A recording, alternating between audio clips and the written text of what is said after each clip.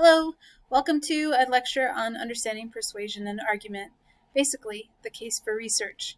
We need to start at the beginning, and that is the idea of having a message. In any message, we have a sender and a receiver.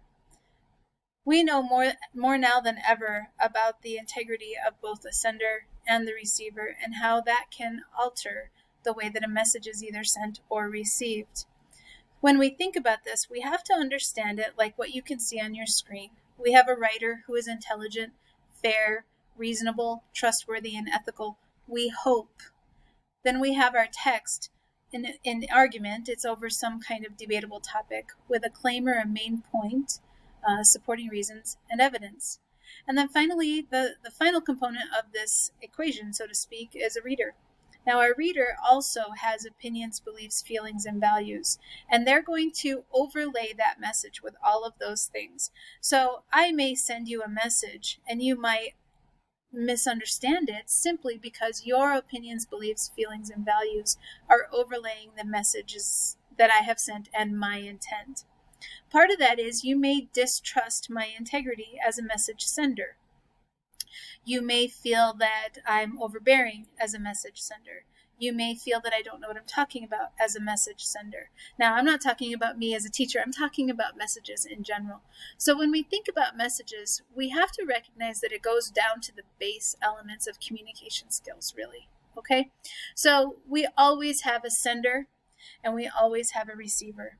And in between those two, no matter if this text that is sent between them is physical content or simply a message between them, like a nonverbal communication, there's always some kind of noise that comes from me to you, and from you to me, and from you to the next person. There's always noise around any message.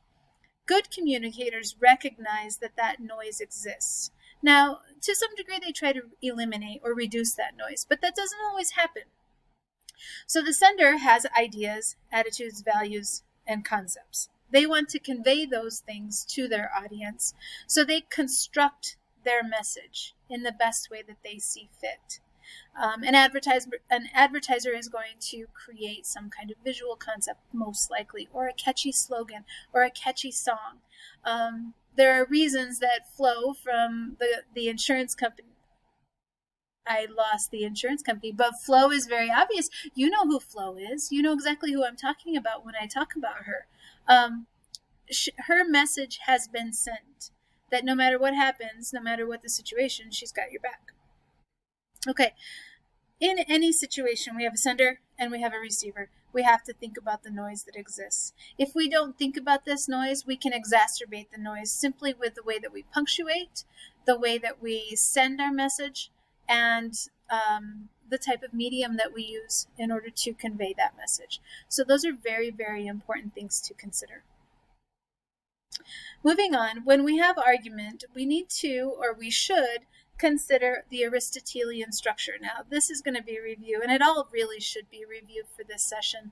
But you need to think about Aristotle's model of the triangle where we have logos, ethos, and pathos, and they move. They're flexible and fluid. According to Aristotle, centuries and centuries and centuries ago, the best arguments contain components of all three values. So an argument that is highly logical can be a very good argument, but if it doesn't take into account the emotional base or the ethical base, then it's not going to be the best argument. This is where gun control arguments frequently fail. Gun control is, first of all, a hazy topic, and it's not that it's a bad topic. It's that gun control has all of these components, and when we forget that defining exactly what we mean by gun control and clarifying where we want to start and where we want to finish will help us to send a better message about what we believe about gun control. We have to apply reason, moral authority, and emotion to some degree in each of these arguments. Now, some people who believe that gun control is designed to take away your Second Amendment rights might go to an ethos argument where they're saying you're violating my God-given rights, or you're violating my constitutional rights, or you're violating the rights afforded to me as an American citizen, which is really very, very similar. Many of those pieces kind of fall together. If we only go there and we don't discuss the logic of why you want or don't want gun control, along with your ethos, and then we also neglect the emotional component, our argument is bound to fail. But there are other reasons for why arguments might work or might fail, but this is a base. Okay, so always remember that the best arguments, and I truly believe that Aristotle was right, and we'll look at a variety of other models over the course of the term, but Aristotle's right. Logic, emotion, and reason are the best ways to construct arguments. Okay, so ancient Greeks emphasized that an argument presupposes a topic or a topos, and Aristotle was able to turn that around. Basically what that means is that if you have a topic, you can construct an argument. He's claiming that every argument contains this statement of a central topic and proof to support it. So what this statement is saying is that we must, if we have an argument, we must have evidence to back it up. Otherwise, it's irrelevant. There's no point in discussing it. When we talk about Abolition of Man and C.S. Lewis, and we look at his idea of including a man with a chest. So we have the head and the belly and the heart. Here again, Lewis is looking at this essentially Aristotelian model where he's saying we have to have all of these components in order to be good critical thinkers. There's a lot more to that text, right? But let's start there. Now, as a reader, as a receiver of any type of message, and right now I'm sending you a message, and you are the recipient of that message, there's noise between us. First of all, we're in an online model right now. You're getting this lecture from a computer model. I have about 15 minutes to convey my message, and then first of all, my platform that I'm recording on is going to stop, but also I'm probably going to have lost your interest before too long. Right now, you have rapid attention spans. If you're curious about what I have to say, you might stick around. If you think I might quiz you, you might stick around. If you think that I have something to provide to you in terms of intellect or development of your intellect, you might stick around. There are a variety of reasons and rewards that you are receiving as you gather this message, okay?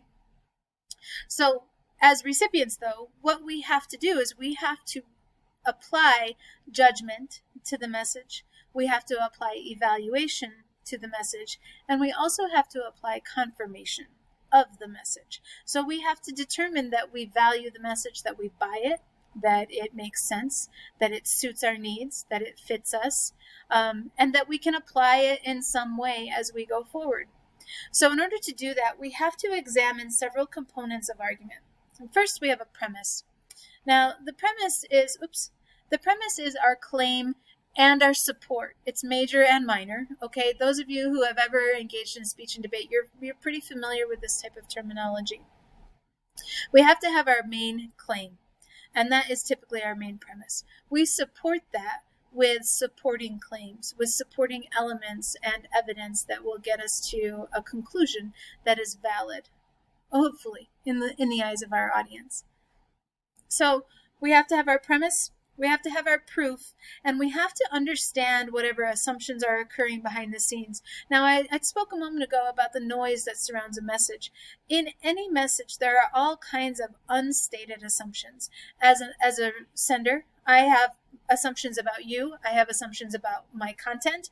I have assumptions about how I'm going to present it. On the flip side, you have the same thing. Your assumptions may be a little bit different. And we're going to seek different ends as well, usually, even if we have kind of the same big goal in mind. So again, according to Aristotle, a stated assumption is a premise, the first element you must uncover when reading an argumentative essay. For example, the purpose or intent. So when we think about Abolition of Man, we really, really need to dig in to find out what is Lewis's purpose or intent of his essays. So the first lecture gives us a lot to chew on. The second one gives us even more to chew on. And the third one, by then, we start to kind of compare what our life looks like now, many years later after his writing, to what he was writing it and kind of thinking about what life might look like. And I don't think he anticipated that his argument will come to any kind of resolution in this current time, but I think that you might be able to kind of apply that to your understanding and have some really interesting insights as a result. Okay. So the next really important thing to think about when it comes to argument is that there are 4 common goals of argument. We need to explore our options. Maybe we want to buy a car. We're going to do some research in order to get to an argument for why we want to buy this car, whatever car this is. Maybe we want a Lexus or a Tesla. We have to explore our options. What can we afford? What kind of drivability do we need? What are our needs? And Tesla is trying to argue that you should buy a Tesla, of course. And Lexus is trying to argue that you buy a Lexus. Lincoln's trying to argue that you buy a Lincoln. Okay? So we're exploring our options, which is why we do research in order to get to create an argument. Another goal of argument might be to inform. So right now, ultimately, the message that I'm sending is a bit of an argument. I'm trying to inform you, but at the same time, I'm trying to argue that you think about argument in this way, right? So there are things to think about like that as well. That being said, I may also be trying to convince you of something. Perhaps I'm trying to convince you to think about argument from a very theoretical, cerebral form, and maybe that is not a way that you want to think about it. That could create noise in your message as you receive it. And ultimately, we want to make decisions. Now, you can see that all 4 of these pieces kind of collapse, they're kind of sandwiched together, because they may weave in and out. They may overlap in many, many ways. Okay. There are 4 primary types of arguments. We have a comparative argument, which advances a claim based on the similarities and differences of 2 subjects. We have a definition argument, which deals with the nature of a word, a term, or a concept, which is frequently used to examine social constructs such as race, gender, power and influence, etc. So we can see a lot of definition arguments in contemporary society today, and some that have never gone away. But ultimately, they begin with a grain of something that somebody really needs to clarify, and that's what a definition argument is. We might have causality arguments. These are cause and effect. So how did something come to be? Why did an event occur? What resulted from various or specific events?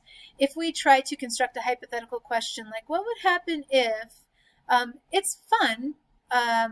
It's fun to do a hypothetical argument. The thing is that it's not technically a causality argument because we don't see the effects of a certain catalyst.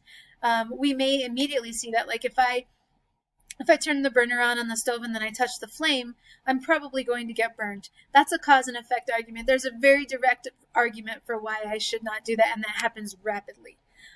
If I want to develop a causality argument for global warming, that's going to require research over time. Okay, so that's a different story. So causality can look like a very quick segment type of argument, or it can be one that's extending over a period of time.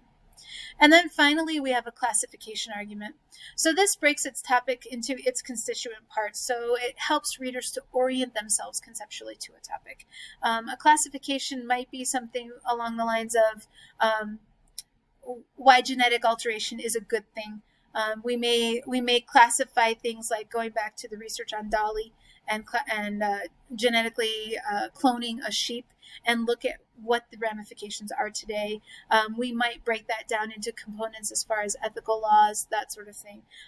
Classification can be a really fascinating argument for those types of things like gun control, abortion, religion, etc., governmental policy. So you have to think about what type of argument you want to convey when you are conveying an argument.